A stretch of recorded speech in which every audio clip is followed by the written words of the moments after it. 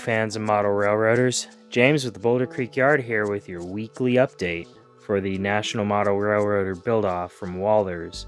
So I kind of went into this week with an idea of what I wanted to get done. Initially it was going to be rocks, and then I started to do some modeling on Monday, built the conveyor belt system that I talked about for the stack tube over here. Then, I imported all the footage onto my computer, and it was like 3 hours of raw footage, which reminds me I need to get an external hard drive because I'm running out of space really quickly. But I got that all on there, and I started to edit it, and, it's not really speaking to me. So I figured this week might be a little bit short. We'll just do kind of a general overview. What do you say we build some more rocks? As you can see, I already have a bunch of them made, but I think for this rock wall, I'm going to need a lot more. So I ordered some rock molds from Midwest Model Railroader, and they came quick. Let's see, what did I order? Not the embankment. I ordered the shelf rocks. They look alright, I think they'll do fine. And then I also ordered the Strata Stone. The product that I'm using is the Woodland Scenic Super Strength Plaster, product C1199. I think it's basically like a Woodland Scenic's branded Hydrocal or something like that. Regardless, it kind of rips up molds sometimes, so you gotta be careful with it. Anyways, let's get mixing. The instructions on this stuff, wherever they are at, they say that you want to mix it in a 2.5-to-1 ratio. Basically 10 ounces of plaster to 4 ounces of cold water. When I tried that, it came out really, really dry, so I just kind of mix it until I get a somewhat soupy consistency for rock mold work. I don't feel that you need to mix it to their suggestions. As I said, I don't really follow their directions on this. I just kind of put in what I feel works out properly. Use a bowl that you don't really care about. That amount. We'll go with a little bit more. So I don't have a sink next to me, but I do have a big reverse osmosis system, so I can basically just add water pretty easily to this whole mix.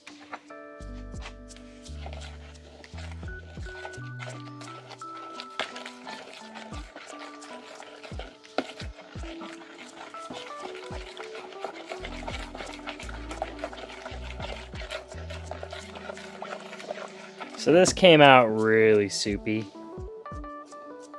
So we'll just pour it in until it gets the consistency that you kind of feel is right.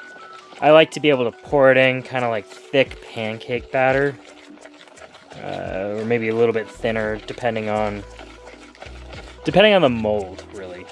Some of Woodland Scenic's molds have this really weird profile to them, where the opening is smaller than the mold inside. For those, I tend to prefer the really kind of soupy consistency.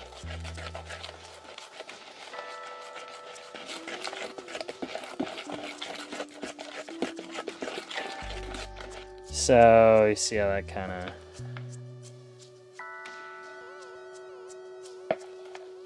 just works like that. So, they say you kind of just get it wet, then let it sit for 2 minutes. That's the perfect time to wet down your rock molds. If you do not do this step, you might regret it later. Alright, let's pan over to that. So, sometimes I'll just put soapy water in a cup and pour it in, but today I found my Scenic sprayer, so I'm going to be using that. A little bit much.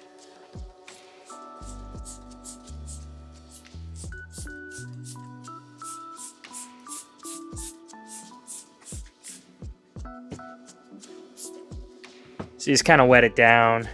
You can see how much I got in there. Make sure it's covered every surface. And then you can pour off the excess water.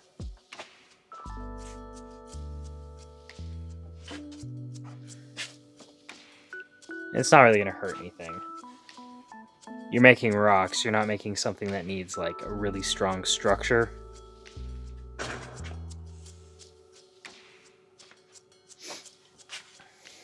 If you feel that you went a little too heavy, you can always dab it up a little bit with paper towels.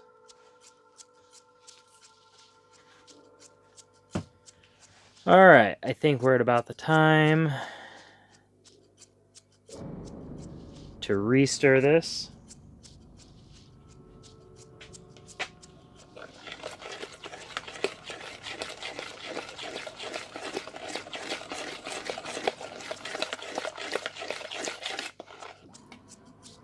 Yeah, it's pretty soupy. In my opinion, it's perfect. Let's make some pancakes. I mean rocks.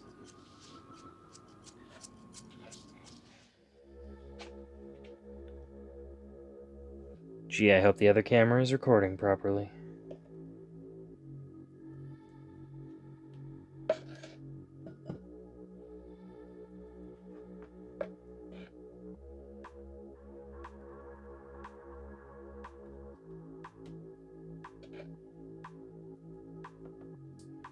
So you just kind of pour it in, and then if you get a little bit too much on one side, kind of push it down. I forgot about this corner dipping, so you can support it with something. Perfect use for earlier in the week's rocks.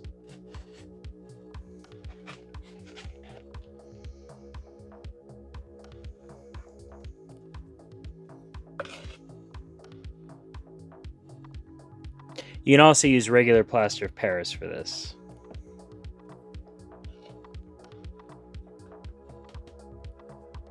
Home Depot was out of it, so I ended up with the Woodland Scenic stuff, which a little bit more expensive, but that's fine.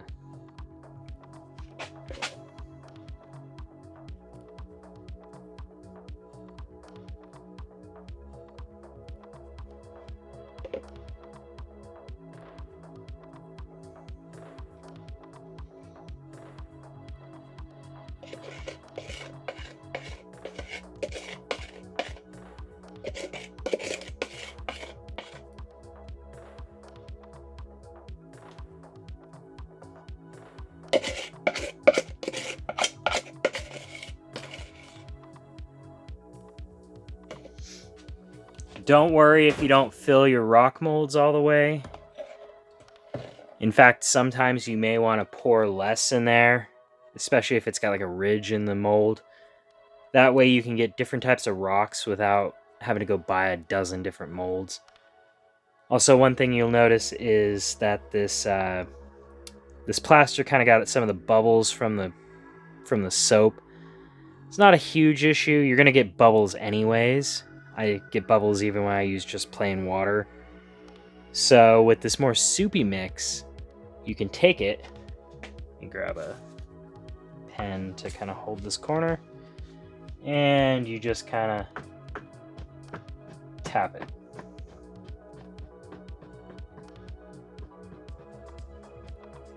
And some of the bubbles will come up to the top. If you have a spoon or a pokey stick, you can kind of also, if you have a spoon or a pokey stick, you can kind of just tap inside of there. Oops, I'm leaking. Oh gosh.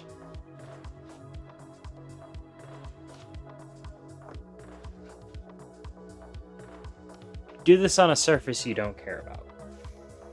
Or a surface you do care about that really doesn't matter, like this pink foam. It'll chip off just fine and won't be a problem. I was expecting to have to reuse some footage from earlier where you can see all those rocks that are cast in the background. However, I walked over here to check on these rocks and they are about right to pull out of the molds.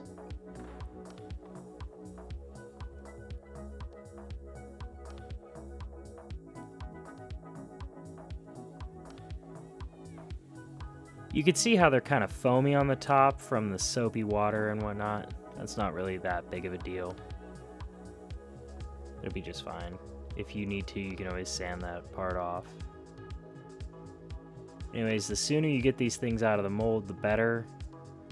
Keeping them in there too long will make it quite hard to remove them. This one's looking pretty nice. A little bit of overcasting there, but it breaks off pretty easily. Not that big of a deal. Also, if you don't get these out of the mold right away, the problem you run into is they will stick. With some of those other rocks that I cast in the back there, they were stuck into the mold so hard that you're never going to get it out without ripping something. Although I'll tell you, the piece that ripped out on that other mold will never be a problem again. I'm not seeing any bubbles or holes, any imperfections in there. Which, you know, if there are holes in these, it's not that big of a deal. You can just mix up a little bit of plaster and fill it in. It really doesn't impact painting them or any of that stuff as long as you use the same type of plaster. And as you can see, I broke one here. You know, it's not really that big of a deal. You might even want to break some of these normally to make them fit around different features and such. Anyways, I'm going to speed this up just a little bit. Get these all out of here.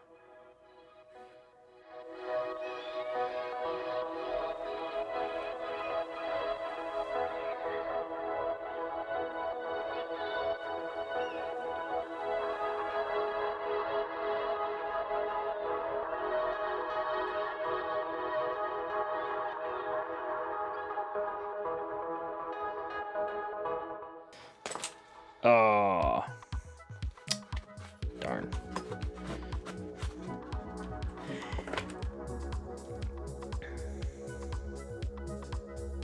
Yeah, that'll be fine. I can just glue it back together. Might even fit around the corner or something. At this point, the rocks are not ready to use. They've only been cast for about 2 hours or so. You gotta give them 24 hours really before you want to paint them. And as I said, I may care about this surface, but it chips up pretty easily.